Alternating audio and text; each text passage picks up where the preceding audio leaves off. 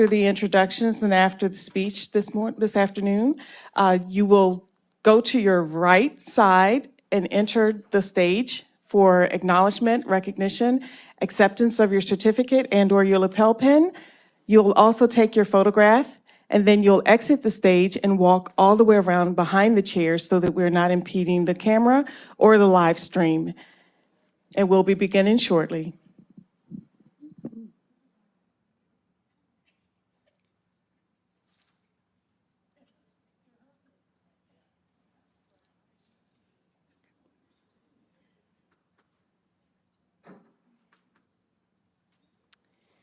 Well, good evening and welcome.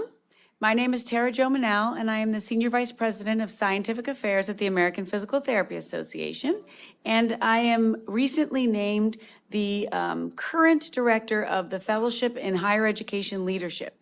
That program is the program we're here to celebrate tonight, and I'm very happy to have all of you with us.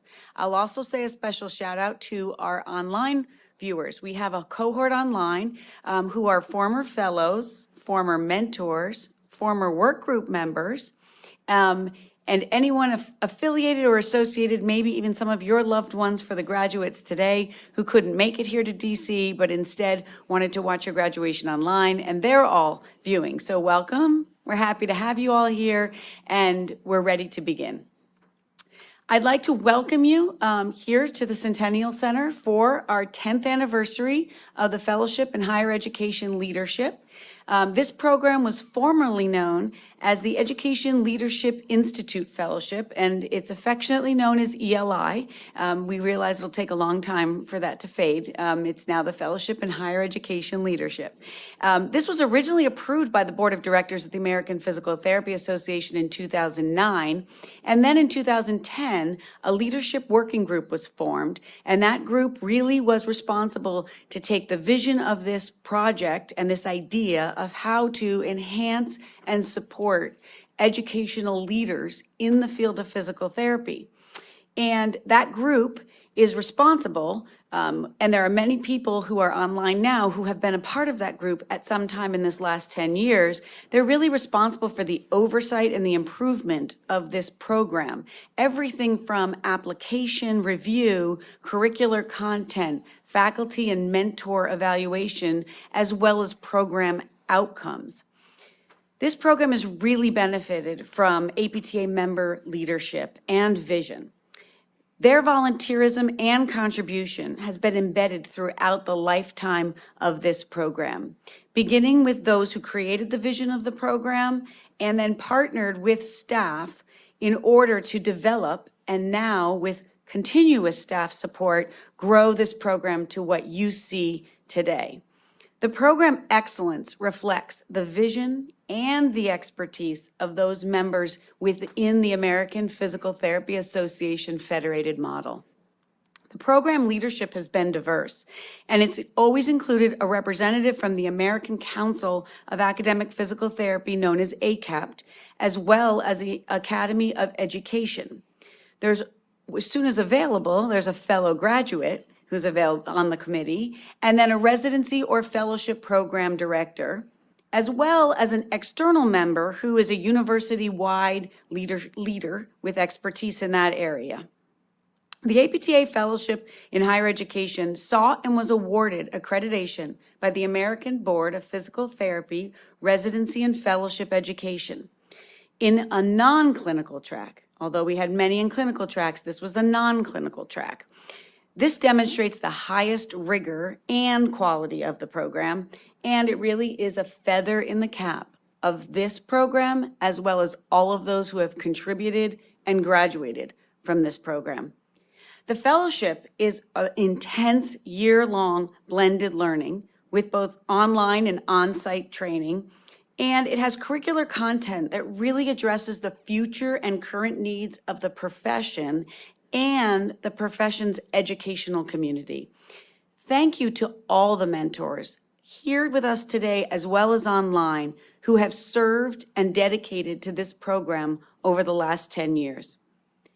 The fellows themselves have truly demonstrated their dedication to excellence and their willingness to grow, both in their knowledge and their action. They each develop a project aimed at improving their own institution as well as the profession at large. Equally, the institutions invest in the fellow. Beyond tuition, the institutions themselves actually dedicate local mentors to help navigate the cultural issues and environment in which these fellows work. And it invests in mentoring the fellow within their actual leadership roles where they work and live. The fellowship is designed for fellows in training to connect theory with practice, enabling direct application of their knowledge learned through the fellowship training into their everyday work in physical therapy, higher education. Inclusive of our class here tonight graduating and last year's class, as well as the new class of 32 that just started last week, almost 200 fellows have been enrolled to be mentored and taught by highly qualified educational leaders, supported experienced academic educational administrators, and generated peer networks in order to enhance their own futures, but maybe just as important, the future of our profession. Tonight, we celebrate the graduation of many of those unique and talented individuals.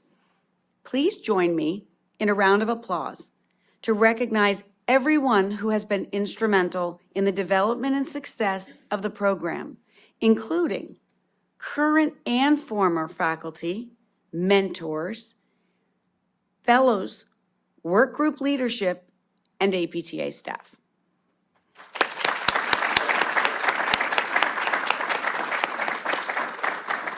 And it's with great pleasure that I introduce Mandy Frolick, who is the Chief Operating Officer of the APTA, in order to say a few words and introduce our keynote speaker.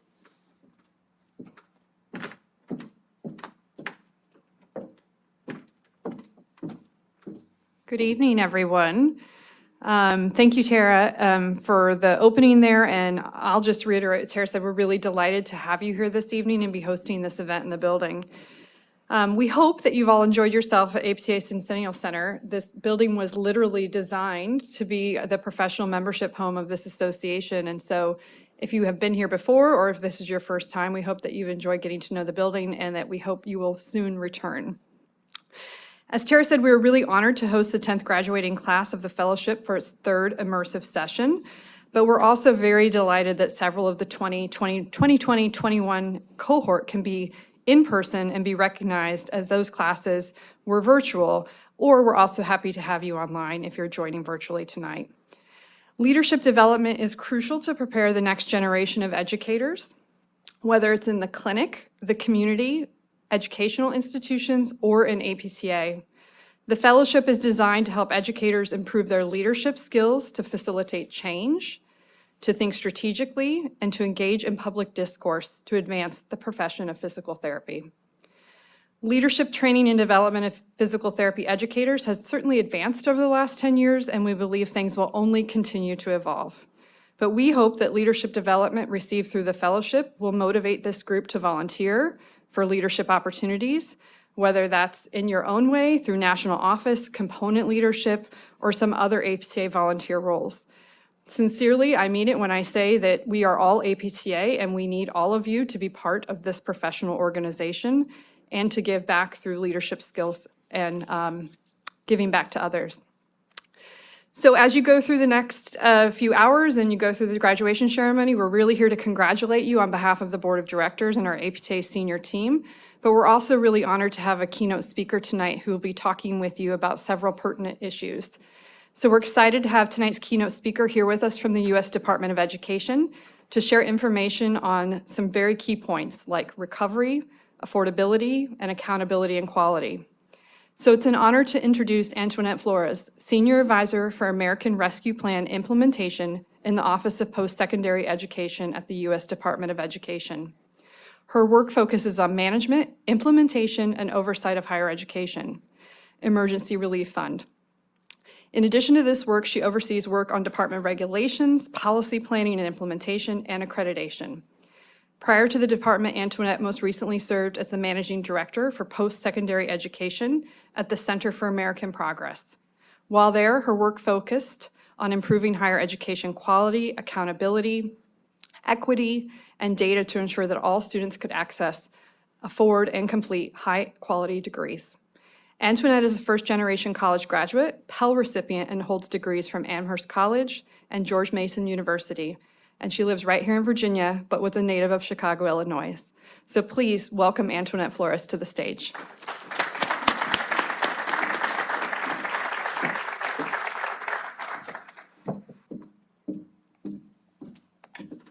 Good evening. Thank you so much for that kind introduction, and thank you so much for having me here. First off, congratulations to each of you for completing the fellowship, and congratulations to the APTA for 10 years of graduating our future leaders. I'm very excited to join you this evening. I believe that cultivating strong leadership is crucial, whether it be in the role that I work in policy or the role that you work preparing our future students and our future leaders. Having strong, innovative leaders is a key part of the formula to make sure that our higher education system not just prepares students for careers in the world of work, but in creating a more just and equitable society. So thank you for everything you have done and will do within the education programs and the institutions with which you work in preparing our nation's students. I'm so excited to be here with you today, and I understand that this is your first in-person event, which is incredible. We are still living through a very difficult and challenging period that has forced us all to adapt to new circumstances. And despite all of the challenges, be it a virtual fellowship, more nose swabs than you probably could have imagined, or the physical distance, you have stayed the course in your program and persisted through challenges we could have never previously imagined. In the world of higher education, it's meant we've lost a lot of students, nearly 1 million who did not continue their studies or who've struggled to adjust to new challenges, academic, financial, health, mental health, and it's meant that institutions have been stretched to their max capacity. But they've been flexible, creative, and have created new and better ways of educating students for the world's changing needs. You've chosen to work on your leadership skills at a time of great change when there have often been more questions than answers, and your leadership is needed now more than ever. During all of these challenges, you have demonstrated fortitude, determination. You should be proud of the work you've done on behalf of the Department of Education. I want you all to give yourselves a round of applause.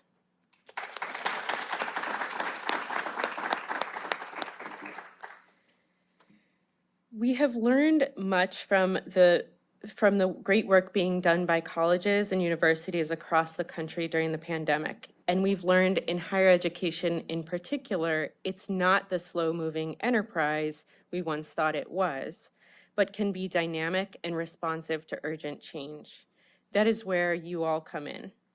This is the time to surface new ideas that will change how we serve students moving forward and help us best meet their needs both today and in the future.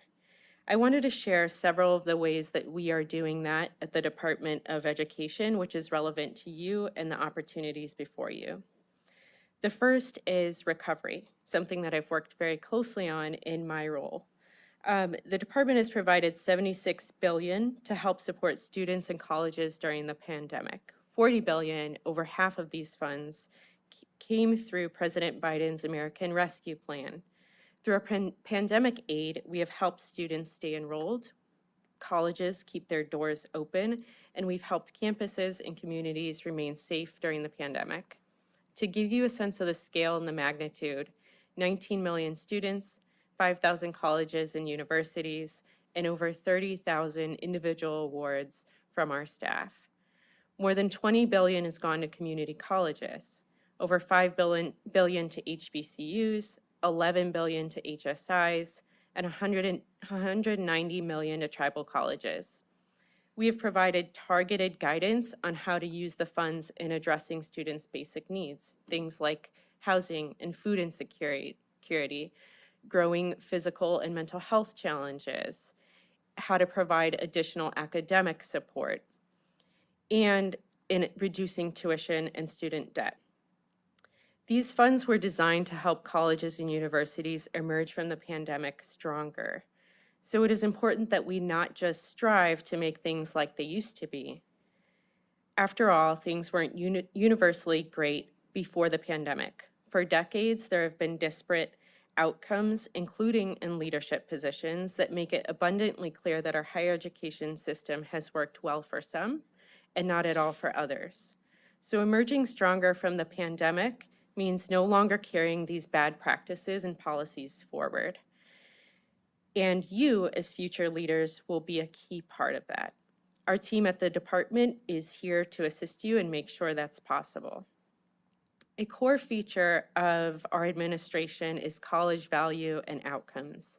We want to see improvements in student college and post-college success, in careers and earnings. We want students to have access to good colleges and good jobs, and not just those at the top of the rankings list, but those that are providing access to students that need a leg up. Learning and working are essential outcomes that go hand in hand. As graduates of this fellowship program, you have learned all too well the importance of education leading to solid workforce and career advancement opportunities for students.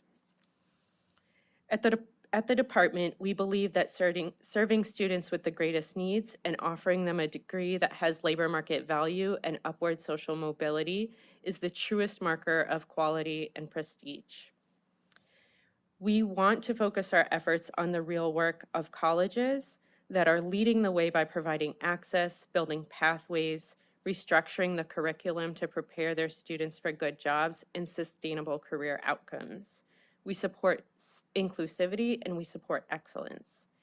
Getting students to and through higher education and into the workforce with high quality degrees and credentials is one of the administration's top priorities.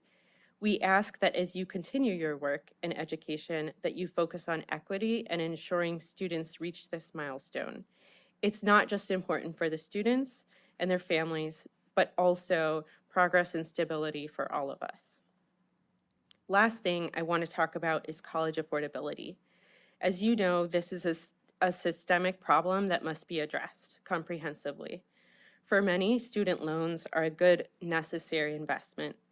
But the reality is that for too many students and families, students have been left worse off than as if they had never gone to college.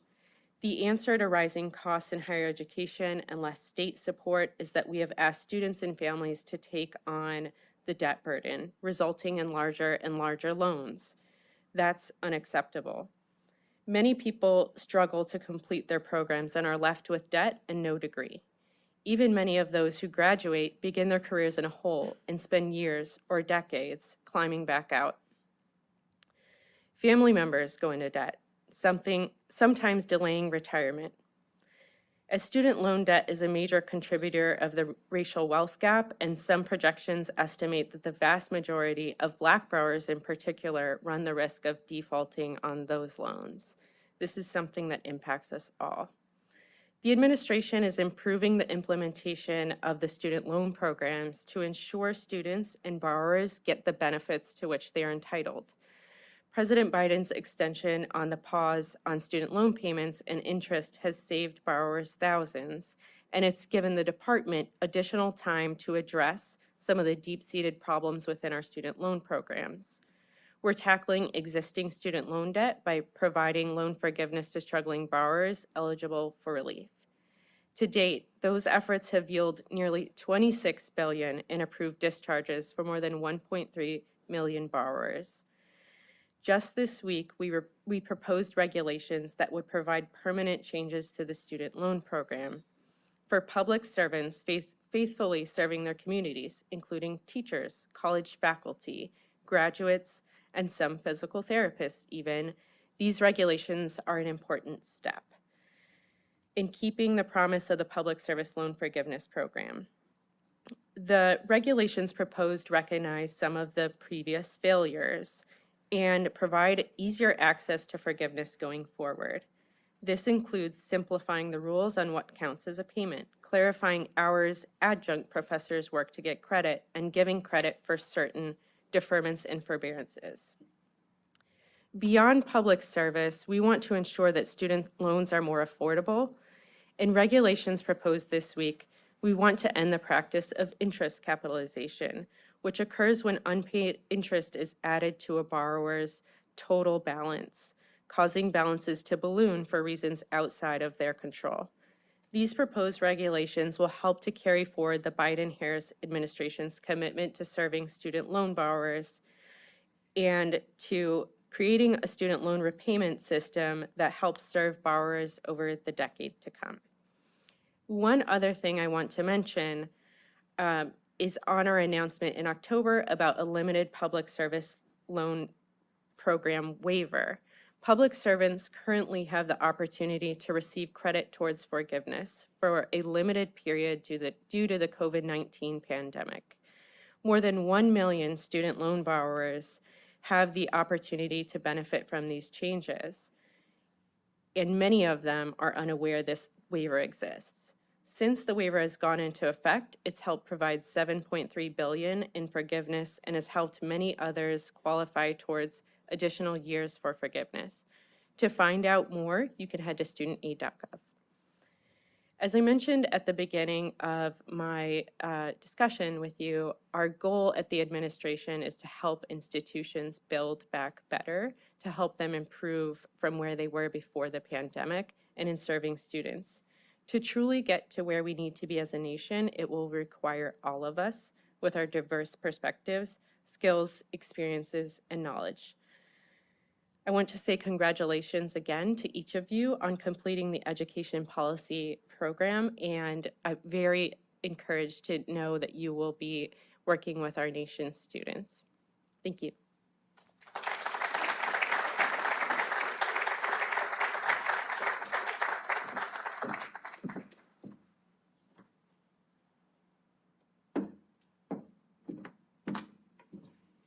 Thank you very much. We really appreciate your time and your perspective as well as your wisdom. So thank you very much for joining us today. We're going to take a short break, and then we're going to resume with our actual graduation ceremony. So I'm going to give you all a moment to stretch your legs, and just to let the graduates know, when we come back, you can return to the seats that you're in. We'll actually begin the ceremony right from your seats, and we'll provide your certificate of graduation and accomplishment, and then you'll have a chance to come here, right here, right here. And then you'll have a nice picture. Right here, okay? So we'll practice with the first couple and then it'll be perfect, okay? So let's reconvene here, and to all of you online, 7:30, right back here. Thank you.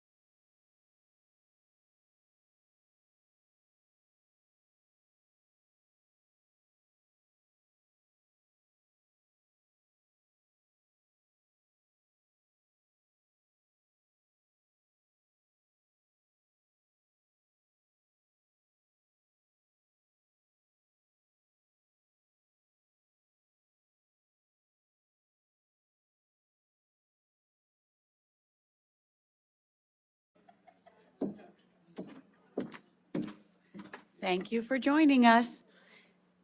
After our break, just to let you know, I took a sneak peek at our live stream. So again, welcome everyone who's online. And we have people from all over the world, multiple countries represented online, sending their congratulations and their hellos, former fellows, former faculty, sending shout outs to you all. So I just wanted to let you know that they're there and they're saying something to you. So now we would like to begin our ceremony by providing our graduation certificates for our most recent cohort, and we're going to also recognize graduates from last year's cohort. So we'd like to begin with the 2021 graduate recognition. So for those of you who are here with us tonight in the 2021 cohort, we would like to recognize you at this time.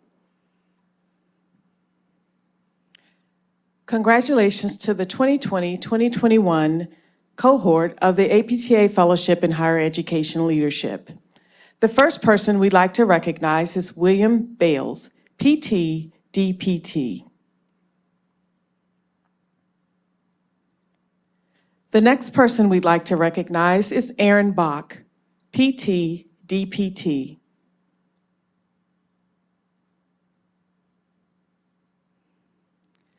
The next person who's joining us virtually from the 2020-2021 cohort is Misha Bradford, PT, DPT.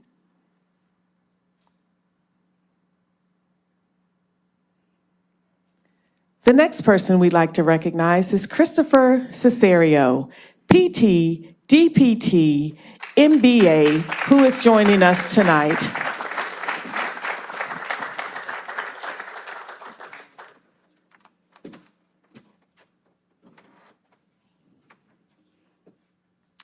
The next person we will recognize is Jamie Dehan, PT, PhD, DPT, MS.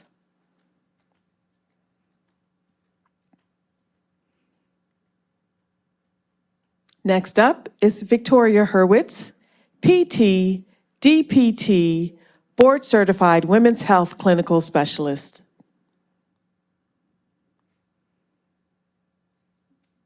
The next person is Sarah Knight, PT, DPT.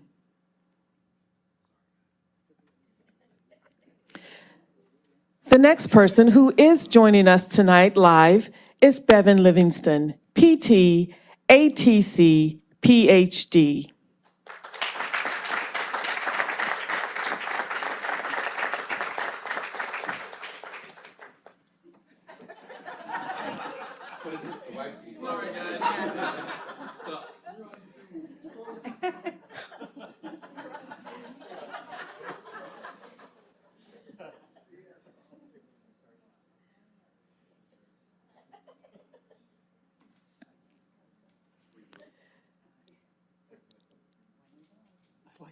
The next person we'd like to recognize from the 2020-2021 cohort is Melissa Mendoza, PT, DPT, MS.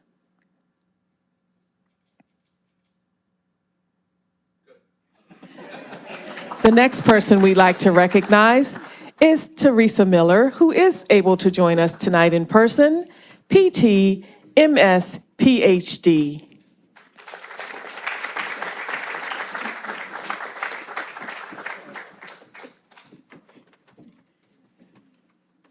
We'd also like to recognize James Moore, PT, PhD, Board Certified Pediatric Clinical Specialist.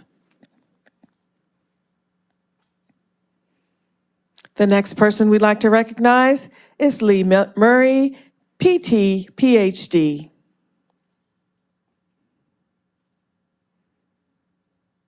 The next person we'll recognize is Catherine Nesbitt, PT, DPT, DSC. The next person that is joining us in person from the 2020-2021 cohort is Donald Reagan, PT, DPT.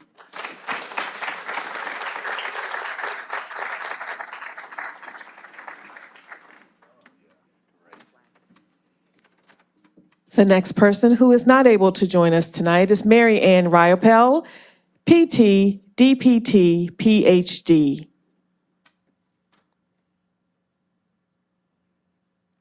The next person we'll recognize is Aaron Reinflesch, PT, MPT, PhD.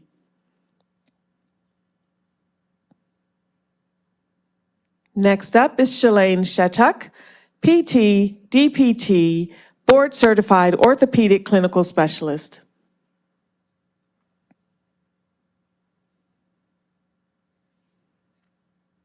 And the next person that we will recognize is Jacob Thorpe, PT, DHS. And the final person for the 2020-2021 cohort is Thomas Werner, PT, MA, PhD. Please join me in congratulating the 2020-2021 cohort for the APTA Fellowship in Higher Education Leadership.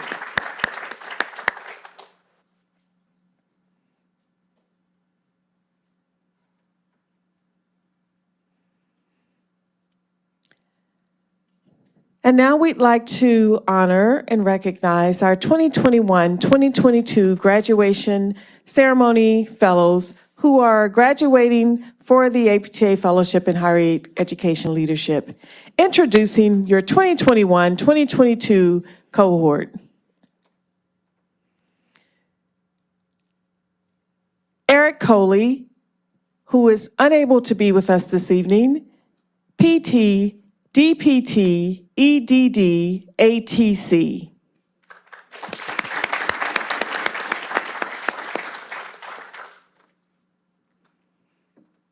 The next person we'd like to recognize from the 2021-2022 cohort is Shala Cunningham, PT, DPT, PhD.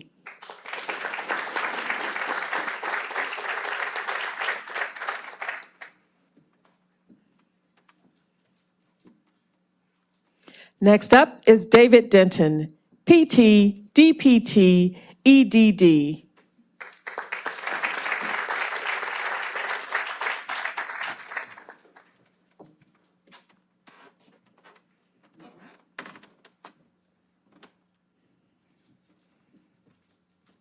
The next person we'd like to recognize for the 2021-2022 cohort is Megan Donaldson, PT, PhD, Fellow of the American Academy of Orthopedic Manual Therapy.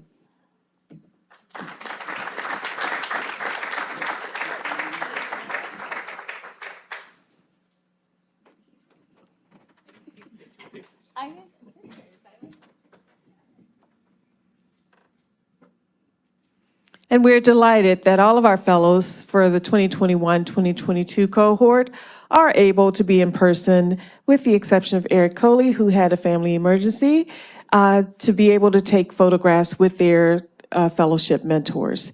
The next person we'd like to recognize is Carrie Clark Hawkins, PT, DPT, PhD.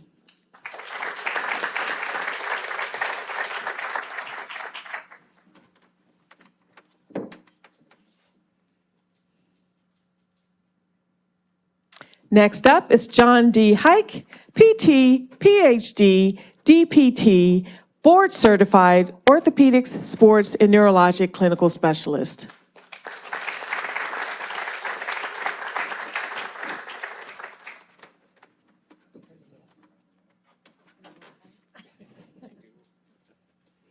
The next person we'd like to recognize is Maureen E. Holtz, PT, DPT.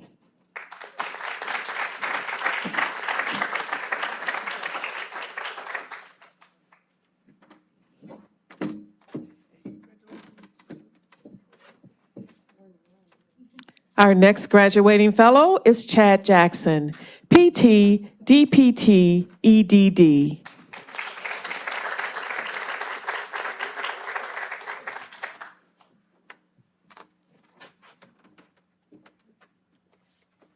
Next up is Don James, PT, DPT, DSC.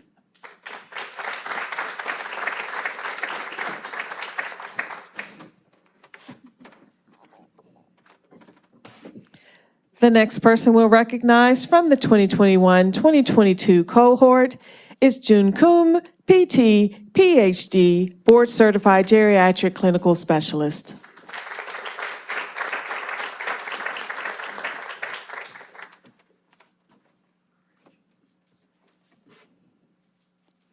The next person we'd like to recognize tonight is Michael Masaraccio, PT, DPT, PhD.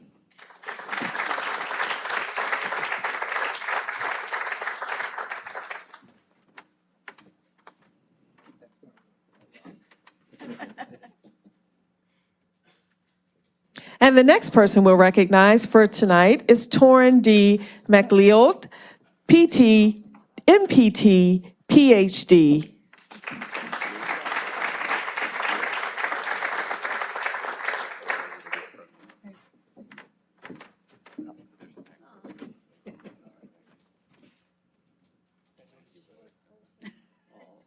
The next person we'll recognize for the 2021-2022 cohort is Jessica Nelson, PTA, BSPTA.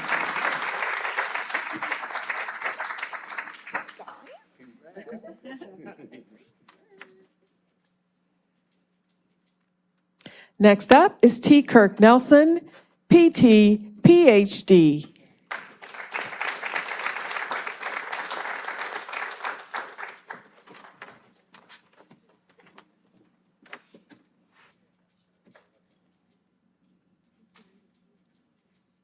The next person we'd like to recognize is Evan Papa, PT, DPT, PhD.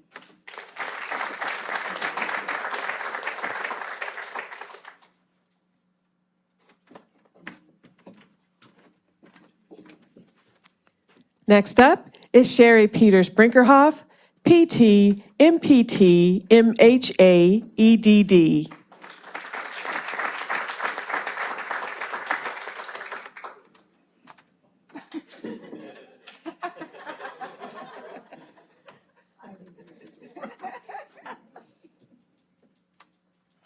The next person we'd like to recognize is Laura Plummer, PT, DPT, MS.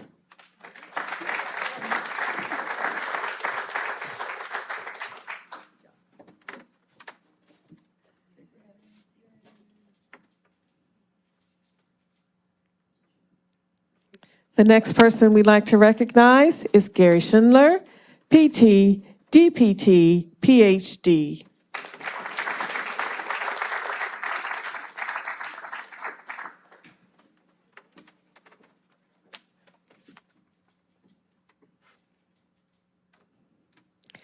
Next up is Susan Schuster, PT, DPT.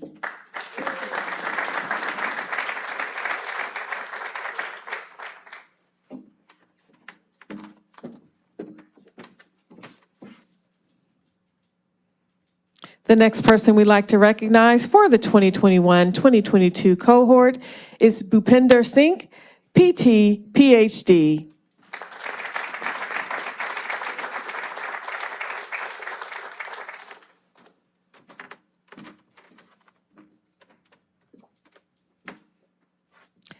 And finally, we'd like to recognize Brian Young, PT, DSC.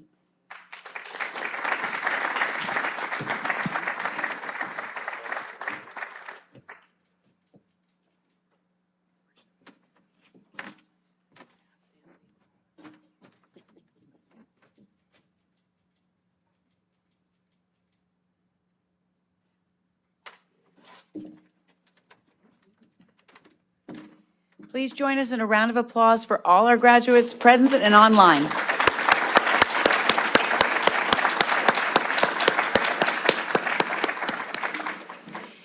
This concludes our 10th anniversary as well as our graduation. Thank you all for attending this wonderful evening. I'm sure you will agree, from the inspiration of Senior Advisor Flores to the recognition of our fellows, their efforts and dedication to our profession tonight was an inspiration. The future of education in physical therapy is bright. Thank you and have a great evening.